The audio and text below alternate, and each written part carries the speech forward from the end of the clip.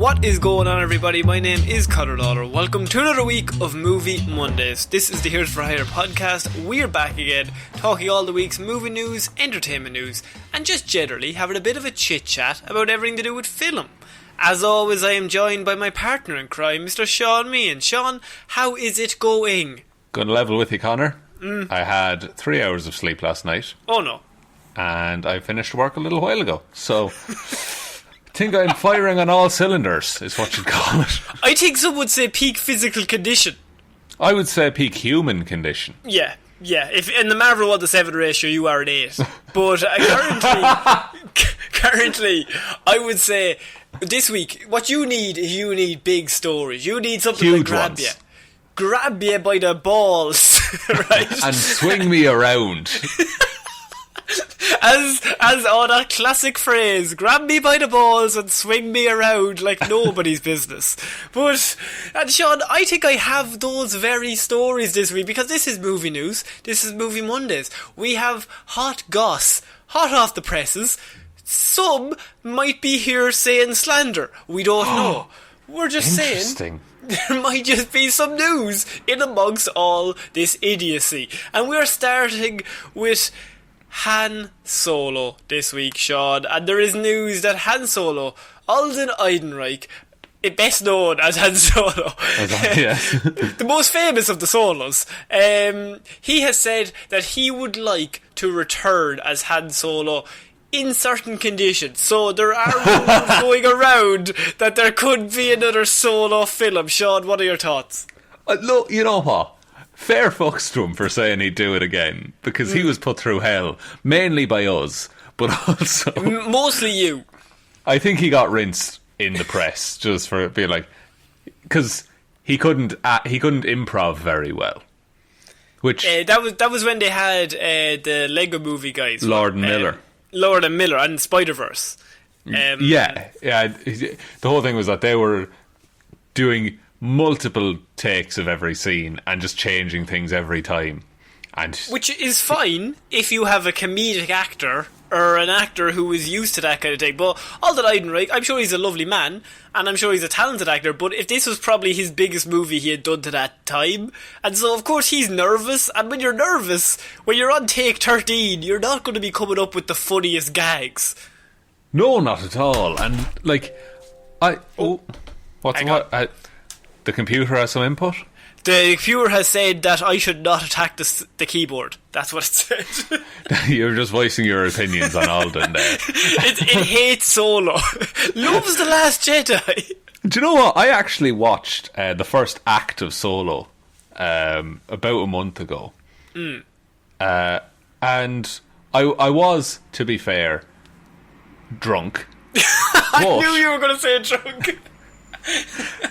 Up until, do you know the train heist? Up until the first minute, yeah. No, up until the train heist, go on. Up until the train heist, it's a solid, enjoyable watch. And then after it, it's just and I stopped watching at the train heist, because even in my not with its in your slumber. In my slumber, I was like, I'm not going to enjoy watching the rest of this movie. I even think the train heist is pretty good in that film. Sorry, up to and including the train heist. Okay, yeah. Then after that, it becomes just bullshit. Yeah, when it becomes like them going to that weird desert planet. What's that called? It could be anywhere, but it's the whole last act just feels a bit meh. Whereas, at least I know what you're saying, because up until that point, I think it was a fine film. Like, a film can just be 7 out of 10. It can be pretty decent. And it was let down. It was. And I don't think he was at fault, because I believe him as Han Solo is the thing. And he's not doing a Harrison Ford impression. He's doing, he's embodying Han Solo. I never for a second questioned him. It's just the story that's around him I have a problem with. Yeah, and the characters are not... They're not groundbreaking or, grabbing. No, but also I think it's... I wonder what his conditions for coming back would be. Because is it another, quote-unquote solo story? Or is it like he wants to be in a Star Wars, another prequel or something like that? Well, originally they were going to do 3 solo films, was it not? They were going to have like loads of these prequels. Yeah, it was going to be... They're going to... I think, yeah, a trilogy of Han Solo movies. There's going to be a Boba Fett film, an Obi-Wan movie. And they just... Then Solo didn't do terribly well, so they just cancelled everything. Yeah, like, in one fell swoop. Solo made $400 million off a $250 million budget. Now, that's $150 extra, and to me and you, that's like, I know that's spare change. Yeah. But to them, that felt like a bit of a loss, because $400 million for a Star Wars summer blockbuster, which this was, it came out in May, was seen as a massive letdown, and they were very scared to go back to it, especially with Lord and Miller getting fired, and then you bring in Ron Howard in to finish off the film. Like, it was a bit of a troubled production, which then didn't help when it didn't make as much money as they thought it was going to make, and immediately Star Wars kind of backed off and they said, well, we've got episode 8 lined up, don't worry lads, this is going to be good. Yeah, and They were very, very quick, I think, to just drop it. And I don't know, are we still doing rumours and speculation on this show? We can do rumours, slander, speculation. Who do you want to attack, and where do you want to go with this? Well, let's start at the top. Disney. The mouse. Give me what you'd feel about the mouse. No, there was a rumour. I get these terrible forms of reporting pushed to my phone, in that some YouTuber made a video about how he heard that they're thinking of making the sequel trilogy, which is Force Awakens, Last Jedi and Rise of Skywalker. They're thinking of making that non-canon and just having it in like an alternate universe kind of a thing. Interesting. Yeah, that's good. That's really smart. Oh, that like, and it would be the ultimate backpedal, wouldn't it? Oh, that didn't happen. So just that didn't happen. But now we can't, like, now we've lost our opportunity to use Princess Leia and Han Solo. I was going to say Harrison Ford, but I guess you can just get Alden Ehrenreich. Yeah, you could bring Alden in as old man Han Solo, even though he's 31. Just age him up. Just age him up. They're always aging people down in these movies. I want to bring it out, and Harrison Ford is like waiting on the call. And they're like, they have to hire me. Yeah. Alden's like, get out of the way, old man. This is not for you. He's just sitting in a big armchair next to the dude who played the CGI dog in Call of the Wild. We've done it. Well, Alden says, this is my favourite Alden quote, because he's very similar to John Boyega these days, and Oscar Isaac. They just don't want anything to do with this franchise really anymore. And Alden has said, he was asked, what about his potential Star Wars future? Would he play Han Solo again? And his exact words were, it depends on what it is, it depends on how it's done, and it depends if it feels innate to the story. Which, to me, says, they better send me a fucking good script, because I'm not doing another bad one. Yeah, or they better be a fucking massive check. Yeah, because they did try to start the viral hashtag of hashtag make Solo 2 happen, so maybe there's a rabid fan base for this. I didn't think there was. I think Solo is, as we've said, it's definitely not the worst Star Wars movie of the past 5 to 10 years. No, it's just a grand movie. Yeah, and Solo 2, if it learned from all the mistakes, could be a very, very good Star Wars movie. And it would be a very cool way to bring Ray Park back as Darth Maul, like, in the film universe. Yeah, he's in that movie. Like, that would be the perfect way to introduce him, because Darth Maul has a massive following. So if you bring Maul in, you bring Solo 2 back, imagine the trailer. Like, it's very similar to the Phantom Menace trailer that everyone downloaded at like 1 bit a second. Yeah. Like, or 1 bit an hour. But like, if you just have Solo 2 trailer going along, and the very last shot is Darth Maul lighting back up the double-sided lightsaber. Yeah, and it's Solo 2. and it's And then the next scene is him just butchering Solo too. Solo, like it's just him butchering Alden Ehrenreich for the next 10 minutes. Just Ray Park behind the scenes with a big stick, beating the shit out of him. I'd watch it. We have to make him crippled so he can play old Han Solo. What better way to do it than beat him to shit? Why did we make Solo 2 a snuff film?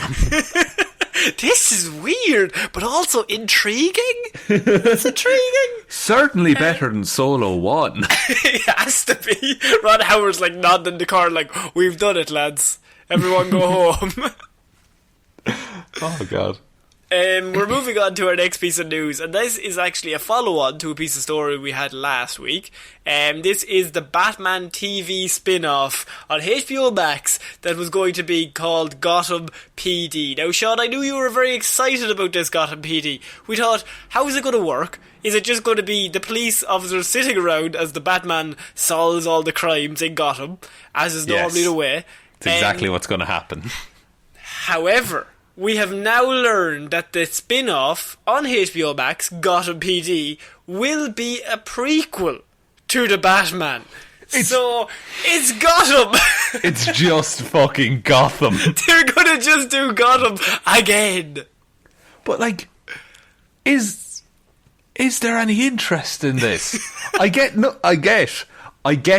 I know exactly how this has been pitched.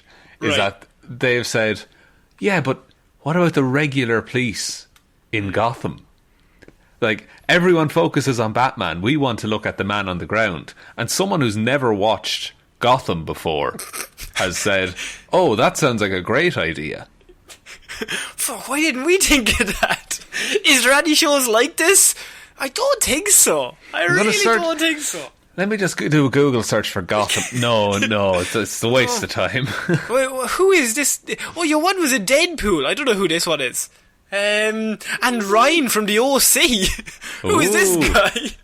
And the kid from Shameless. He's two Jokers. The original bad boy from the OC, Ryan. What's he up to these days? You leave Ryan from the OC alone, okay? I just think that we have now found out that this will be a prequel, which makes it even more pointless, surely. They must be doing this as a way to be like, wow, Gotham is so bad, like the world, like Batman is needed. Like, it'll be up until the point just before Batman comes in that Gotham is at its worst, but surely that's just the saddest TV show of all time. If it's just all about how Gotham PD are shit, that's and the crime lads run the town. Yeah, because what you're doing there is because a lot of the thing and a lot of the arguments against having Batman be like your main crime enforcer is that he breeds like the insanity that he fights. Like, by and large, up until Batman shows up, there's no real quote unquote supervillains. But then there's crime bosses, like there's the Falcones and the guys who run the mafia, but there's no Joker or the Riddler. Yeah, so this series is just going to be a cop show, but like hampered by a universe that it's trying to set up that it's never going to, like, you're never going to get to see that universe. It's just going to be, oh, there's this kid called Edward Nygma who just solved the case, and like a load of ham-fisted references. Is this? But that's just what Gotham is it not? That's what Smallville was. Yeah, it's Smallville and Gotham again. But is this just... Matt Reeves is meant to be involved in the production of this show. Like, he's not just throwing it off to somebody else. He is meant to be heavily involved in the development and production, and maybe he might probably step in and direct an episode or two. But just in regards, he would be the one who's trying to set up this universe. Maybe they see this as, you know, like if they're bringing out a movie or a comic book movie, they release a comic book to go out with it. Maybe this is like just a really, really extravagant prequel to whatever movie's going to be coming out. That's possible, but because it's like a HBO streaming service, I'm worried that they're going to do like 45-minute episodes and drag the shite out of it. Yeah, like, no, it'll be 10 episodes long, and at least 4 of them won't be needed. Exactly. It's like if this was, 10-minute web shorts, and then do 10 of them.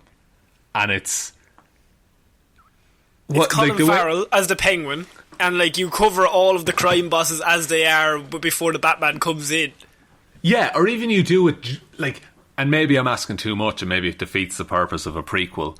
But maybe you have it that like it's a series of vignettes of like Jim Gordon or any of the officers interviewing street level thugs, and you're just getting these vague descriptions, and they're terrified, and it's you realise they're talking about Batman. Oh shit! And that would be like, great. Yeah, and it builds the world and it builds Batman, and you put it out before the movie, and like he's at this point in the story, Batman will be terrifying to criminals, but he's also not practiced. So you get to know the level that Batman is at before you see him in. Like, I'm just imagining that trailer playing out. Like, I think that would be an amazing trailer for this movie. I know this is not on the prequel idea, but this has just put that picture in my head of like you have the crime bosses and Jim Gordon's like, "What did you see?" And they're just like, "Oh, you don't believe it, man. He just came out of nowhere. Like he just dropped out." And then like they're just. Everything is very similar to... I know it's very Batman Begins, but it would be similar just in terms of, like, you don't ever get a clear shot of what he's doing. Like, they come in with black eyes and broken bones, and they're just like, he just hit me like a truck. I didn't know where he came from. And he just popped out, he was out of there before we even seen him. Yeah, and like, you have the detectives in the background. Like, they're putting together the information they can, but... they're never going to jump to the conclusion that it's a guy in a fucking bat suit. Yeah, they're just like looking at each other like, are we sure this isn't just like another a crime boss? Like a mob who's like trying to start a war. And then Jim Gordon's like, no, it's too clean. It wouldn't be like that. And they're just trying to figure out who the fuck is causing all of this mayhem. Yeah, and you'd have this moment where Jim Gordon, because he's presumably a good cop in this, he realised like, lads, he's not killing anyone. Like, he's purposely letting them live. Yeah, fucking hell. I think that would be great, but that's not what this news is. No, that's not what's going to happen. We're going to see Harvey Dent and people say, what a two-faced prick. We're going to see... Yeah. We're going to see, like, Jonathan Crane. Yeah. Just like standing out in a field. In a field. Just standing in a field of wheat. Standing in a field. It's like, jeez, it's very windy today. It's like, oh, it's a fucking Easter egg. Oh, I nailed it again. It's just going to be a series of Easter eggs, and I'm not going to watch it. Oh, yeah. I just think this show... I mean, I have been very excited about the Batman, and maybe this show will be very good, but on the surface, this just seems like an idea that is not needed. Unless, as you said, you do it in shorts. But it's HBO Max, they're not going to do it in shorts. Like, they're going to do a full series of this. Yeah, and while it would be interesting to see, Matt Reeves direct a 10-minute short, I don't think you pay Matt Reeves to do that, if that makes sense. No, I don't think so. Okay, we're going to move on to our next piece of news, and this is actually involving 4 favourites of the pod here. We've got the Russo brothers. So far, so good. We've got Chris Evans, and we have Ryan Gosling. Ryan Gosling and Chris Evans to star in the Russo brothers' The Grey Man, which will be Netflix's most expensive film ever made. Jesus. I mean, if you have to trust it to anyone... So Netflix, of course, have been very much trying to get into the movie making business for years now. They've had Extraction there. Like, was that like 5 months ago with Chris Hemsworth? Yeah. And they have yeah. What's the one recently? Sorry, that's a terrible way. What's the one recently? There was one, I forget the name of it, but it came out and it was viewed in like 75 million homes. Or so. The Old Guard, that was it. Oh, yeah. With, yeah. And is that Charlize Theron? It is, yeah. Yeah. And then you also have, say, Bird Box. They tried a bit of horror with Bird Box. So they've been trying very much to get into this world. And they've been kind of getting a bit of success. But a lot of Netflix, like, is more for documentaries. People like Netflix's own series or whatever. Movies, not so much. But if you get the Russo brothers, who, we have to say, after Avengers and the whole MCU, I'm pretty positive they were the hottest commodity in Hollywood, just in terms of what are they going to do next, because they had a lot of money in the bank that they couldn't really go wrong. Yeah, like they had proved they could do the biggest movie of all time. Yeah, and I think if ever there was a time to come off that and make a lot more money, it's probably to make the best or the biggest movie of all time, and then just be like, well, we made the biggest movie of all time, so we're just gonna hand us a blank check, and let's just see what happens. Let's just do it. Why not? Let's try it. Yeah. And so they have joined up with Netflix to make a movie called The Grey Man, and they have cast Chris Evans, of course they know him well from the MCU, and Ryan Gosling as a duo, and the movie is meant to have a budget of over $200 million, so Netflix is going all out with this. Yeah, and that's interesting, because if that movie were to come out in cinemas, the way it's generally factored in is that after marketing and everything, if a movie costs $200 million, it would need to break $400 million in order to be considered successful. But how do you calculate that if someone is paying a monthly fee? You can't really. Like they would just be able to be like, okay, well, we have this many subscribers in the world.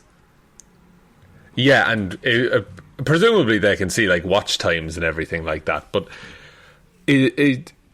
it's a weird one, because you reach this saturation point where everyone who's going to get Netflix will already have Netflix at some point, and there'll be some people who just aren't interested, and nothing you put on it will draw them in.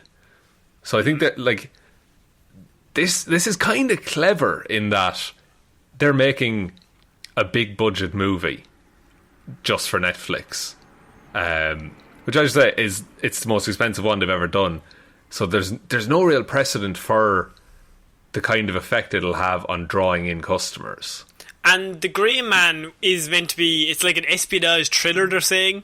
They are hoping that this is a franchise starter with Gosling and Evans in the lead. So they're thinking, if this is a franchise starter, that would mean probably the Russos will have to come back for a second time or a third time. And this movie, I think, is guaranteed that it will be like number one for about 6 months. Somewhere in every single list. Yeah, like it's gonna be it. And see, if this were to come out right now, it would do insanely well, I think. And now when it eventually comes out, who knows what state cinemas will be in. But see, that's the thing. See, that's why Netflix, this is like the best time for Netflix to announce this, because the cinemas are completely up in the air. And so all these cinemas are like, oh god, we might be going out of business. And Netflix is over here like, yeah, we've got the biggest directors in the world, and we're putting $200 million into a movie that stars Gosling and Chris Evans as spies who are against each other. Like it's a recipe for success, really, isn't it? Because they're two of the most loved actors. It's also based off Mark Greaney's 2009 novel. It's about a freelance assassin and former CIA operative named Court Gentry, to be played by Ryan Gosling. Chris will play Lloyd Hansen, also a former CIA agent.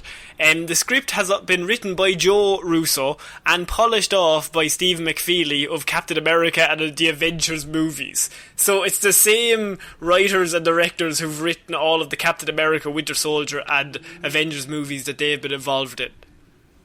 Jesus. There. This movie has no right to fail, I'll say that much. That's why, like, when I read this, I was just like, Netflix are literally just, all they've done is they've just dropped a big bag of money on the table, like, we'll give you just anything. We just want all of you, the dream team. It's a ballsy move, like, they have all the faith in the world in this movie, presumably. Because I think there's some fact that Netflix don't make a profit, or something like that. Yeah, I think I read that as well. But they're just worth money. Is the like rationale money, of it? like me and yourself. Just natural money makers. Yeah, natural. And so this is their way to just basically be like, we're Netflix. What the fuck are you going to do about it? Yeah, and I think it's really interesting. I'm surprised that more things haven't been released straight to streaming. But Do you think this will start a trend of the biggest directors in the world? We've been saying it for a few years, but the biggest directors in the world and the biggest actors just going to Netflix. But I think there's just too much money in Hollywood and in big budget movies when cinemas are open. Yeah, see, I think you'll always have people that would just like going to cinemas, say. But I think... How am I going to put this?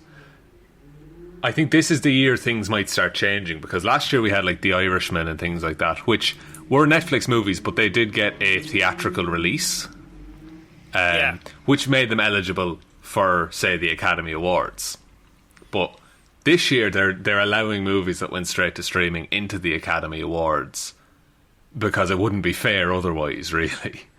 Yeah, and I think this is probably this is like the biggest trump card ever. Just to pull across, like, these are the star players, if you're going to bring them into the team. Yeah, like, all of them have proved that they can make quote-unquote real movies. So now, like, let's turn that onto, like, the Netflix, let's look at it through the lens of Netflix and see how good the movie is. Yeah. Okay, we're going to move on to the creator of Deadpool, Rob Liefeld, who says he doesn't think that there will be a third movie. Now, he has given two big quotes here that we're going to cover, but first of all, he has said that he doesn't think a third movie will happen in the universe. Now, of course, Fox owned Deadpool and everything to do with him, and they were bought out by Disney, and Disney owned the MCU, so that's a whole confusing situation. But Deadpool had one, it had two, and so they were saying, obviously you've Reynolds there, you're thinking, we're going to do a third one. But now it's all a bit hazy with the buying out and all this. Rob Liefeld, who is the character's creator, has kind of come out and said there probably won't be another Deadpool in that format, even though they were kind of still holding out hope up until this point. And I suppose he would be the man to know. Yeah, I don't know how much input he has in, like, you know, the actual future of what Disney want to do with the character.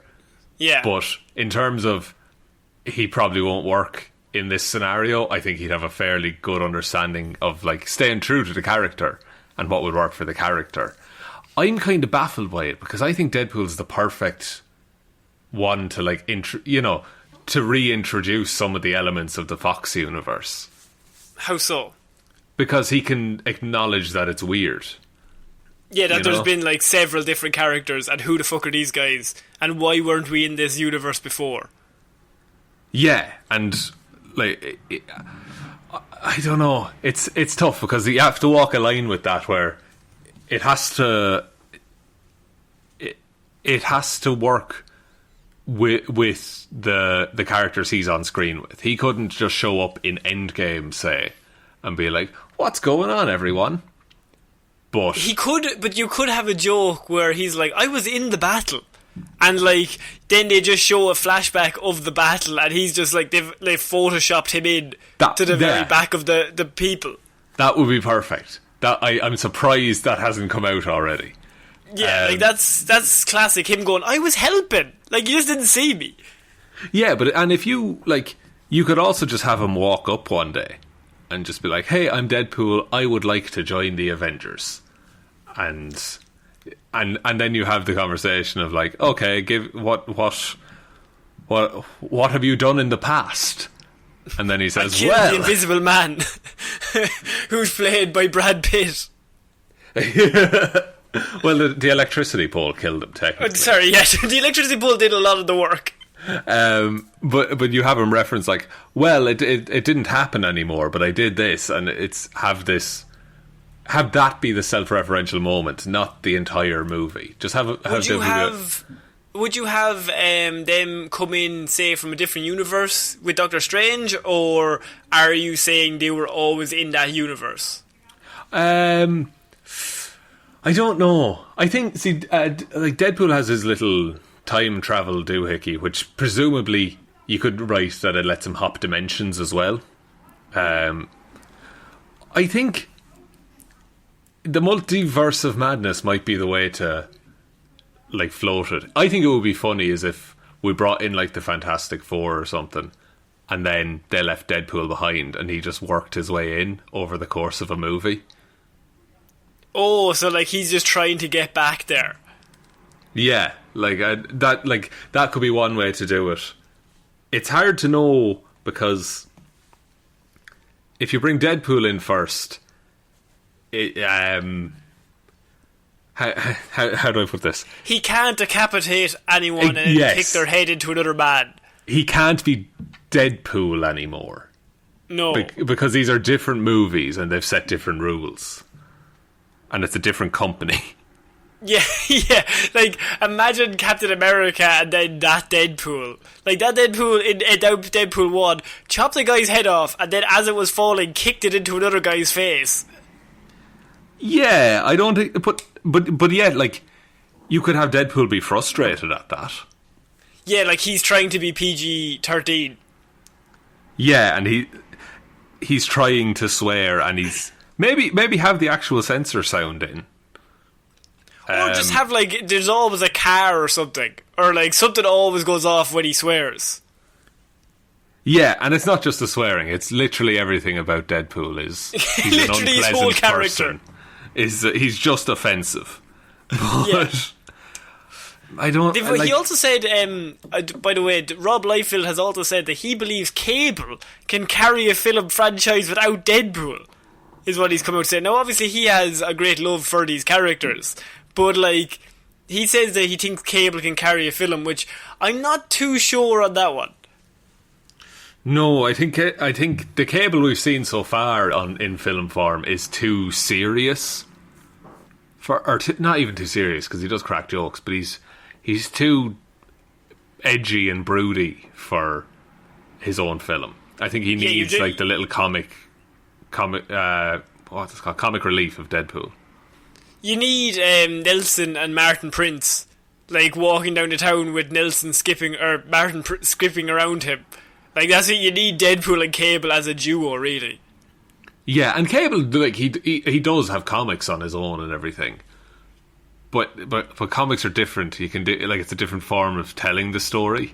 Yeah, yeah. I just thought that was interesting, just in regards to Deadpool, what he could bring to the MCU, maybe. And obviously, it'd be mad not to bring in Reynolds. Like, if you have Ryan Reynolds there as Deadpool, like, you're just flushing money down the drain by not casting him if you're going to bring Deadpool in. Oh yeah, like people would riot if Ryan Reynolds was not Deadpool at this point. Imagine they cast him again. We've cast him as RDJ. What are you going to do about that? Conflicted. Shit. We're moving on now to a rumour, Sean. The rumour mill is going wild.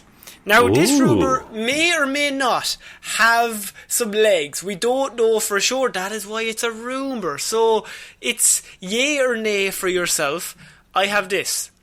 Obi-Wan Kenobi, the Disney Plus series, may have Hayden Christensen returning as Anakin in the Disney Plus series. Give it to me.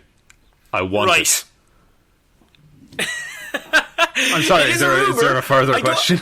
I don't want to get you excited. I'm just saying it is a rumour, but not only will he be in a one-off appearance, it is rumoured that he has closed the deal to the return in the Obi-Wan series as more than a cameo, as a series regular. Beautiful. Now, this leads to a whole host of other theories, questions, all of it. My first question is, Sean, why did Obi-Wan not change his name when he went into hiding? I don't understand it. He uses the the Japanese styling of naming yourself.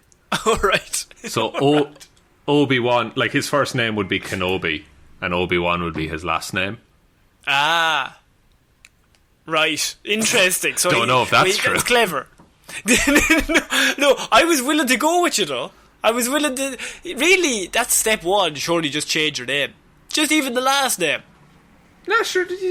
He never told anyone his last name. He's just always... True. People always thought Wan was his last name. Obi-Wan. Well, look, fair play. What do you feel about Hayden Christensen coming back as Anakin Skywalker? I think it'd be great, because some of the best, like, expanded universe and stuff outside of the Star Wars movies that's quite good is the quiet moments of Darth Vader being on his own and just being a miserable, angry, broken man. So I think that, and I think Hayden Christensen's a good actor. I just think George Lucas can't write dialogue very well. I don't think Hayden Christensen is a good actor. I would say, but I wouldn't say he's a bad one. I just think he's a lovely man, and I'm sure he's a fine actor. He's not Tom Hanks, but he's not meant to be that. He's as good as the material that he's in. Whereas, like, say if you've got a great actor, he's gonna like make the material better than it is. But I think Hayden Christensen needs good quality content or whatever he's saying. But of course, you're stuck with George Lucas. Sand is coarse, and it gets everywhere. It's very hard. You give me one actor that could say that line without sounding dumb. Exactly. Like, I see. I also think if you give the Mandalorian treatment to this Obi-Wan show, that's going to be incredible. Like, and you have. If I don't think he'll ever interact with sorry, I'm getting confused here. I don't think Anakin and Obi-Wan will ever interact in the series, but they could still act opposite each other in a way, if you get me. Like, if you're cutting back and forth between those two, the way they handle situations is going to be drastically different. It was rumoured that this would be announced at the Star Wars Celebration, which was originally scheduled for August, but that was cancelled there a few weeks ago. So this is kind of their way. Once again, this is not confirmed. I'm just throwing it out there that this could be... It would be pretty major if it was, because just imagine the fanfare if you got a scene with Darth Vader, Hayden Christensen, and Ewan McGregor, Obi-Wan. Oh, it would be unreal. Yeah. It would make so many people so happy. And that's the best thing. Obviously, you don't really want to do anything just for the Easter egg nostalgia of it all, but sometimes things are cool. And just do things that are cool. Yeah, like... And Hayden Christensen did come back for Rise of Skywalker, technically. Very loosely, yes. But still came back. He's still involved in it somehow. Would you take Hayden Christensen? Would he have to take his mask off? See, I don't know. Because if he's just in the mask, it's just James Earl Jones, really. True. I think the more interesting stuff is when he's like in a Bacta tank, limbless, and just full of anger. Like he's just the most angry man. Piss and vinegar. Like, that's all he is. Yeah, yeah. But I want to see it because I think it would be cool, and that's the only justification I can give. And it would be a cool exploration, say, of their relationship after that. Like, we've only seen up until that point.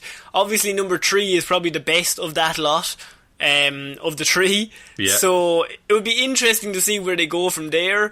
Maybe it would be the ultimate cock tease if they just never met. They were just in the series and they just never actually encountered each other ever. I don't think they will. I don't think that'll happen. Right, and so it'll just be 2 shots. I will just be like putting them together in their heads. There'll be a YouTube montage set to like romantic music of the two of them back to back. Oh yeah, oh definitely. And that's what all the ads are going to be as well. Yeah, it's going to be great. So that is our rumour of the week. Let's see if it pays off. If it doesn't, Sean, you are kicked off the show. Excellent. I'm sad to say that. Damn.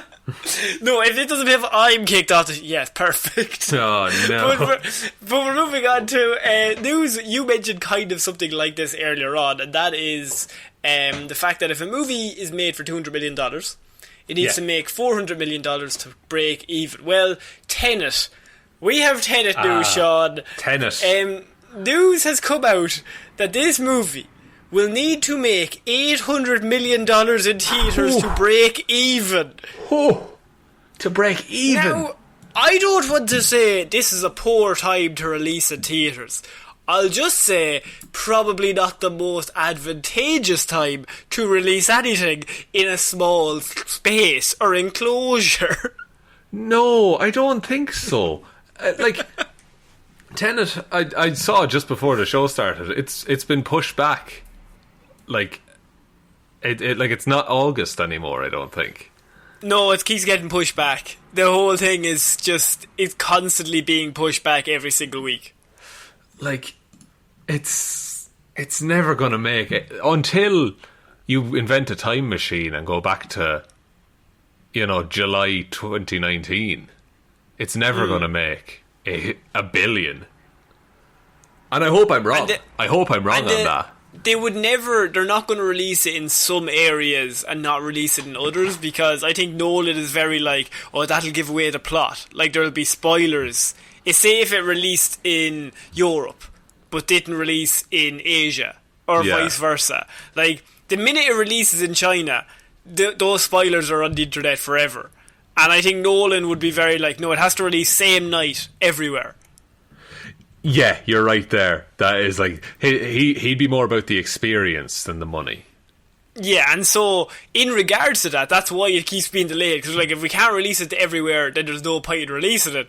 But the more times you push it back, I don't know if this movie's going to make $800 million unless it comes out at the perfect time that people are like, cannot wait to get back out. I just want to go see a movie.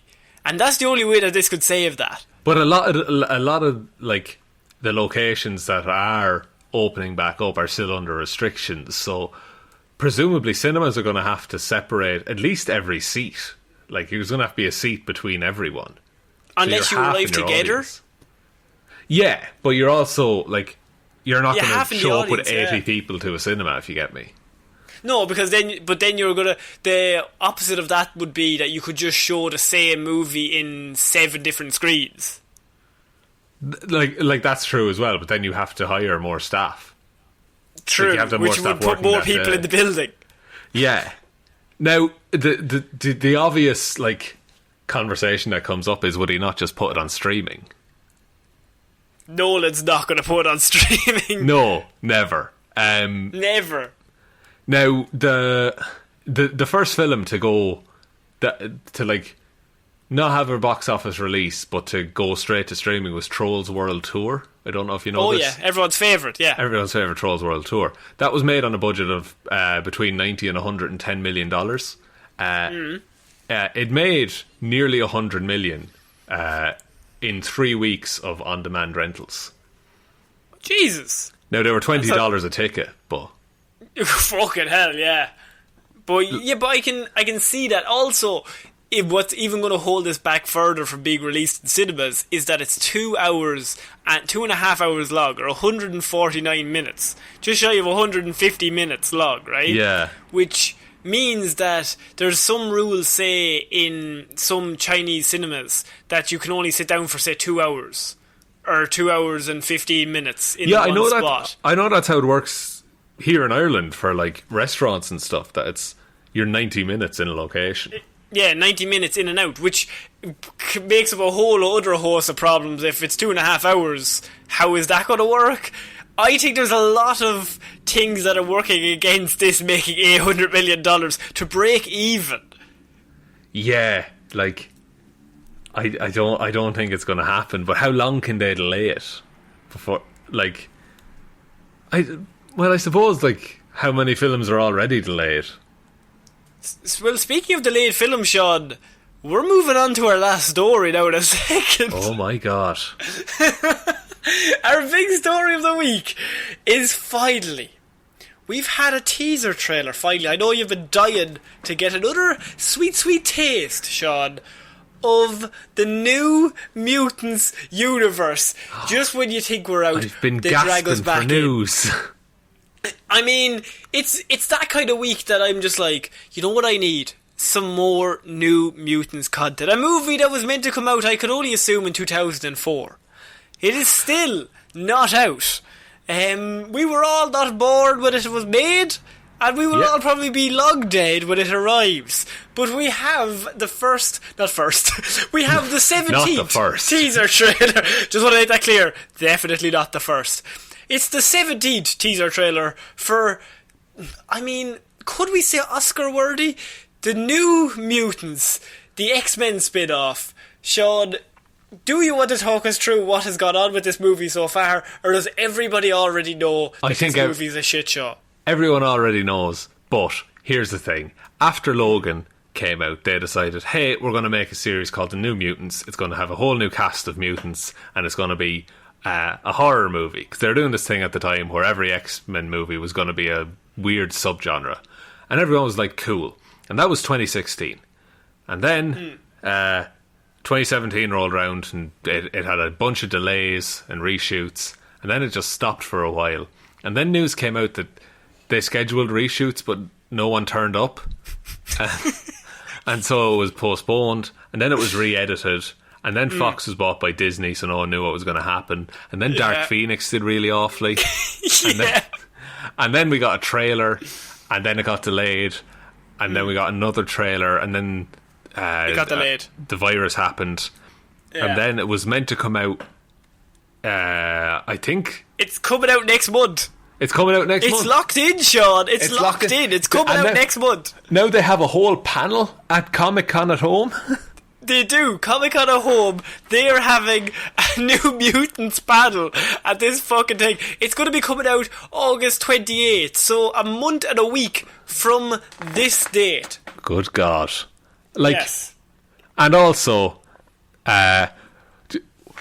we were talking about the amount of time you can stay in the theatre just now. The runtime of New Mutants is 94 minutes.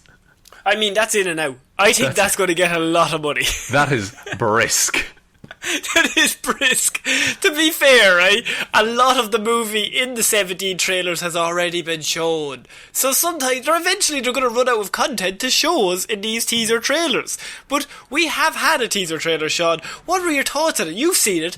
I'm sure it's still fresh in your mind, having seen it and thinking, this looks amazing. It is a minute long. And it's look, we see more mutant-y stuff than we've ever seen in any of the previous media, but it's my main critique of it is that it's not really very horror-y, is it? Like it's like the horror movie that came out, I was about to say earlier this year. It could have been last year. Time means nothing these days. What was the movie? Was it Hotel something where all your nightmares came true? All your dreams came true and then all your nightmares came true. Yeah, but also all of their nightmares seem to be vaguely humanoid creatures with spooky hands. True, but that's easy to do in a prop department. True. Like, it feels like they lost. I feel like they had this really cool idea for a horror movie, and then it's just slowly been whittled away down to the most basic of horror. I think it's going to be very jump scary horror. I don't think there's anything that's going to mess with you here. It even stars Game of Thrones, possibly season 4, Maisie Williams. Back when it was good. Back when it was good. Yeah, I'm pretty sure, what's that, season 5 maybe? This is when she filmed this. Anya Taylor-Joy is in this. Charlie Heaton from Stranger Things is in it. I mean, you also have Antonio Banderas. But the whole idea is that there's all of these mutants sent to this hospital, or this asylum, I should say. They all have magical powers. In this teaser trailer, we see a limbo dimension. There's also no release date said in the trailer. Now, Sean, what is the limbo dimension, first of all? Well, that's I believe that's Anya Taylor-Joy's character. She's called Magic, and she has sorcery powers, so she can use she can make like teleportation portal things, and she can also manifest something called the Soul Sword, so she can hold a big sword, and she has a dragon. That's her thing. Fuck it. I mean, that's pretty good. To be fair, I wouldn't fuck with her. Oh, and she's Colossus's sister as well. Oh, even better. Ilyana Rasputin is That's her it. name. Yeah. So she's the Scarlet Witch of the bunch. Is she? Interesting. Right, so Maisie Williams plays Rain Sinclair, who is a Scottish mutant with the ability to transform into a wolf-like creature. Charlie Heaton is Sam Guthrie. He's a powerful American mutant with explosive abilities. Blue Hunt as Danielle Moonstar. So far these names are amazing. You've got Rasputin, Rain Sinclair, Sam Guthrie's a bit of a letdown. And Danielle Moonstar. Yeah. Yeah, she can do... She can make illusions out of fears and desires of people. Interesting. That might come up later. I would say so. The main thing in this is the fact that it has no release date in the teaser trailer, which intrigued me and also made me laugh, because this movie, it's technically meant to come out next month. No teaser release in the teaser trailer, Sean. Could we be looking at another pushback? Pushback or announcement of streaming? I think announcement of streaming, surely at this point. Surely it'd have to be. Just put it out there. Like, put it on Disney Plus. You know, and just leave it go. This movie was meant to originally hit theatres in March of 2018. Oh boy. Simpler times. Simpler times. But yeah, the teaser trailer came out. It looks cool. It does look cool. All the things are there. If we didn't know the behind the scenes, I think I would look at this and go, that's an interesting way to go about this X-Men universe kind of thing. If we had got this back in 2018, it might have been cool. But I think it's so cursed at this point. Yeah. I think that's it for Movie Mondays this week, Sean. Is it really? It is really, yes. Well, lads, I have certainly enjoyed myself. I hope you all have too. I have not. Oh God, I'm sorry, Conor. Do you want to take us out? Yes, thank you everyone for listening. I genuinely hope you enjoyed it. Thank you for listening to this episode of Movie Mondays. We'll be back on Wednesday with Weird News Wednesday, Friday with Hero Zero, and next Monday with another episode of Movie Mondays. Big thank you to everyone who supports us over on Patreon. Alexander Williams, Ciara Lawler, David Clarke, Ed Ball, Joe Burney, Ray Ging, Roisin Hally and Ryan Evanson. You are all the best people. Thank you all so much for continuing. A big thank you to you. A big thank you. So thank you all so much. You are all heroes, but not for hire. You're gainfully employed. Well done for you. Jesus, I'm you. If you want to support the show, we are on all the social medias. Facebook, Heroes for Hire Podcast. Instagram, Heroes for Hire Podcast. Twitter, @Heroes for Hire Pod. The 4 is the number 4. Or you can email us, heroesforhire_@outlook.com. But other than that, just tell one human being that we exist. Just the one. But I think that's about it, Conor. That is it, Sean. So I've been Conor Lawler. I've been Sean Mean. And we'll see you next week, guys. Bye. Bye.